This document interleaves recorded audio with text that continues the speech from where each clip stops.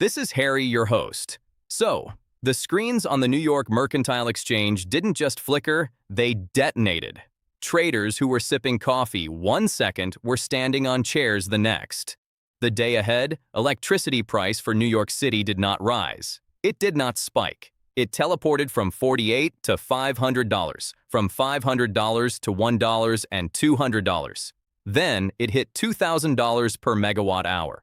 In under a minute, the cost of keeping Manhattan lit exploded by more than 4,000%.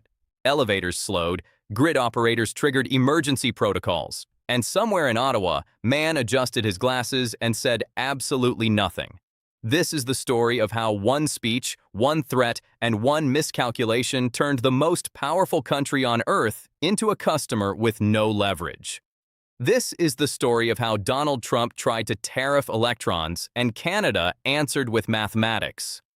3 days earlier, at a rally packed with red hats and roaring applause, Donald Trump was in his element. He was animated. He was defiant. He was talking about trade, borders, strength. Then he pivoted north. He said Canada was taking advantage of the United States. He said America didn't need Canadian electricity. He promised that if Ottawa didn't agree to new trade terms, he would slap massive tariffs on every single electron crossing the border. The crowd cheered. Commentators laughed. It sounded like another line in a long list of tough talk. But energy is not steel. It is not lumber. It is not dairy. Energy is physics, and physics does not respond to campaign applause. In Ottawa, the reaction was not loud. It was quiet. Prime Minister Mark Carney, a former central banker who built his career managing financial crisis, did not go on television to shout. He did not fire back on social media. He called his energy advisors. He reviewed the interconnection agreements between Hydro-Quebec and the northeastern United States. He looked at the contracts, the clauses, the legal triggers, and he found leverage. For decades, the northeastern United States made a strategic decision. It shut down coal plants. It retired nuclear facilities. It blocked new gas pipelines. In their place, it built transmission lines north. Quebec's massive hydroelectric dams, colossal structures visible from space, generate more power than the province can use. That surplus flows south into New York, Vermont, New Hampshire, and Massachusetts. On many days, nearly 20% of New York City's electricity comes from Canada. In parts of New England, the dependency is even deeper. It was efficient, it was clean, it was cheap, and it created something dangerous: reliance. When Trump threatened tariffs on Canadian electricity, he broke an unwritten rule that had governed North American energy trade for half a century. Energy moved freely. Politics stayed out of the wires. The moment he introduced the idea of weaponizing that flow, he turned electricity into a bargaining chip. Carney did not cut the power. That would have been an act of open hostility. Instead, he announced a stability adjustment, a risk premium, a pricing update reflecting uncertainty in the trade environment. It sounded technical, it sounded harmless, but buried inside that language was a formula. If political instability increased, prices would automatically adjust upward. If threats escalated, so would the cost. At 9:02 a.m., that formula activated. The algorithms that managed the Northeast grid detected the new export price from Hydro-Quebec. The cost of imported electricity surged. Traders scrambled to secure supply. Utilities bid higher and higher to keep the lights on. Within seconds, the market cleared at levels no one had seen outside of a hurricane or polar vortex. Except this time, the sky over Manhattan was clear. In control rooms from Albany to Boston, engineers stared at red indicators. High prices force tough choices. Industrial users receive alerts to reduce load immediately or face penalties. Transit systems switch to conservation mode. Backup generators are tested. Hospitals review fuel reserves. Nothing was physically broken. No dam failed. No transmission line snapped. But the economics of the grid had shifted violently. In the White House, confusion turned into anger. Reports began arriving that governors in the Northeast were demanding answers. Utility executives were warning of consumer bill shock. Markets were reacting. The dollar slipped as traders priced in the risk of sustained energy inflation. The promise that America was energy independent suddenly felt fragile because independence is not the same as interdependence.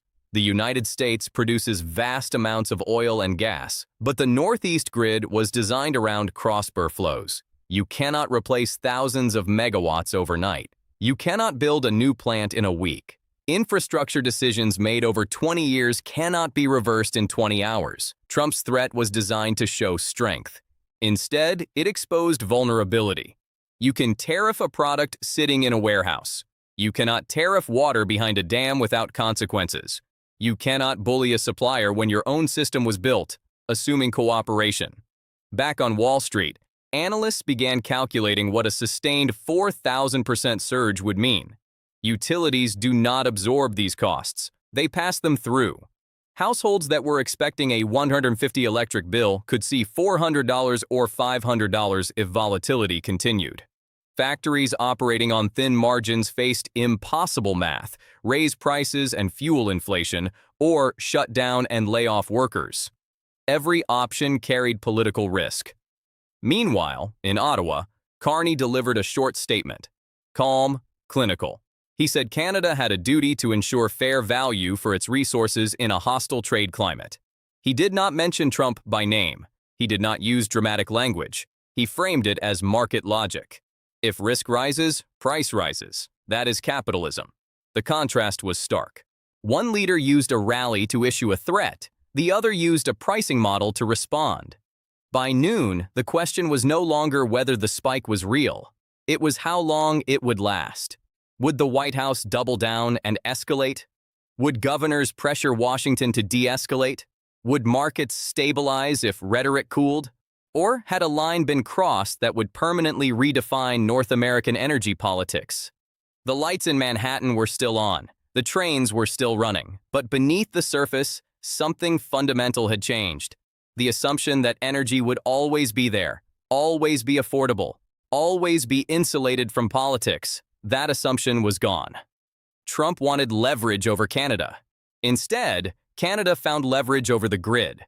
And when the price of electricity jumps from $48 to $2,000 in half a minute, it is no longer a talking point. It is a warning. This is only the first phase of the crisis because when power becomes political, the consequences do not stay in one control room. They ripple through markets, through households, through alliances. And the next 48 hours will determine whether this was a shock that fades or the moment the Northeast discovered how fragile its foundation really is. By 10:17 a.m., the crisis stopped being a market story and became a political one. Governors across the Northeast were no longer asking what happened. They were asking how long this would last. New York's energy commissioner was on a call with grid operators, staring at projections that looked like a heart attack on a screen. If prices held anywhere near those levels, utilities would have no choice but to trigger emergency conservation programs. Large industrial customers would be forced offline first, then rolling reductions, then controlled outages. Boston's mayor was briefed that subway frequency might need to be reduced if the grid tightened further, not because there was no electricity, but because the cost of securing it had become punishing. Electricity markets don't collapse with explosions, they collapse with invoices. And the invoices were coming. Inside the White House, advisors tried to spin the surge as temporary volatility. They told reporters the United States had plenty of domestic energy. Technically, that was true. America produces enormous amounts of natural gas. It drills, it fracks, it exports. But production is not the same thing as delivery. The pipelines that would bring more gas into New England were never built. Environmental lawsuits blocked them. State regulators delayed them. Nuclear plants were shut down before replacements were ready. The grid was redesigned around imports. That decision had seemed smart for years. Clean, cheap hydro from Quebec filled the gap. Carbon emissions dropped. Consumers saved money. Politicians took credit. But now the same integration looked like exposure. The Energy Secretary reportedly laid out the math in blunt terms. Replacing even half of the Canadian imports would require restarting dormant fossil fuel plants or rushing emergency fuel contracts. That takes time, permits, logistics, and even if it could be done, the cost would still be far higher than the old hydro contracts. There was no quick switch to flip. Meanwhile, in Ottawa, something even more strategic was unfolding. Carney wasn't just adjusting prices, he was shaping perception. Canadian officials quietly briefed European diplomats that Canada was responding to unpredictable trade aggression. They emphasized that Canada remained a reliable partner so long as agreements were respected. The message was subtle but powerful. Instability was not coming from Ottawa. Markets listened to narratives as much as numbers. Currency traders noticed. The US dollar dipped against several major currencies as investors recalculated political risk. Bond yields twitched higher on fears that sustained energy inflation would complicate monetary policy. If electricity bills surged across the Northeast, inflation data would follow. If inflation rose, interest rates could remain elevated. If rates stayed high, growth would slow, a chain reaction triggered by a speech. Back in New York, Con Edison executives were in emergency meetings. Utilities operate on regulated margins. They don't speculate. They purchase power, distribute it, and recover costs from customers. If the wholesale price quadruples or more, that shock does not disappear. It flows downstream. Analysts began estimating that an average household in the region could see bills rise by hundreds of dollars if the pricing regime remained in place, even for a single billing cycle. For families already stretched by rent and groceries, that number is not abstract. It is the difference between savings and debt. Factories felt it first. In upstate New York, aluminum processors received automated notices encouraging voluntary load reductions. Crypto mining facilities, which depend entirely on cheap power, shut down within hours. Their business model evaporated the moment electricity crossed a certain threshold. Data centers began reviewing backup contracts. Every megawatt mattered. And yet no one had turned off a switch. That was the genius and the danger of the strategy. Canada did not cut supply. It simply repriced risk. If Washington wanted stability, it could lower the temperature. If it escalated rhetoric, the algorithm would do the rest. The punishment was embedded in the market itself. Privately, some Republican lawmakers began to worry. Energy insecurity is politically toxic. Voters forgive many things, but not darkness and high bills.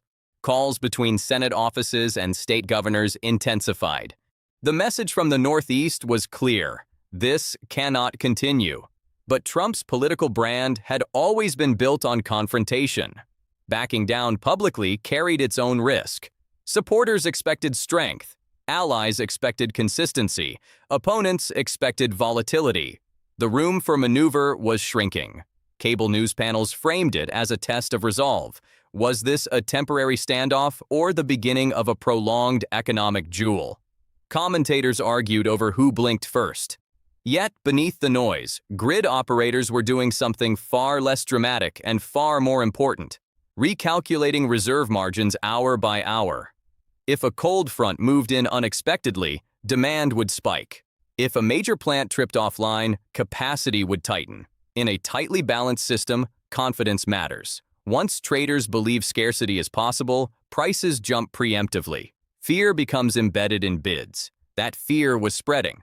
Hospitals reviewed generator fuel levels. University campuses discussed contingency plans. Transit authorities prepared public statements just in case. None of them wanted to cause panic, but all of them understood the same thing. Modern cities are electrical organisms. Every elevator, server, and signal light depends on stable voltage. Across the border, Hydro-Quebec engineers monitored exports calmly. The dams were steady. Water levels were normal.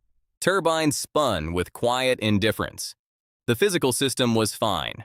It was the political overlay that had changed. Carney's approval ratings in Canada began climbing almost immediately. Many Canadians had long felt that trade negotiations favored Washington.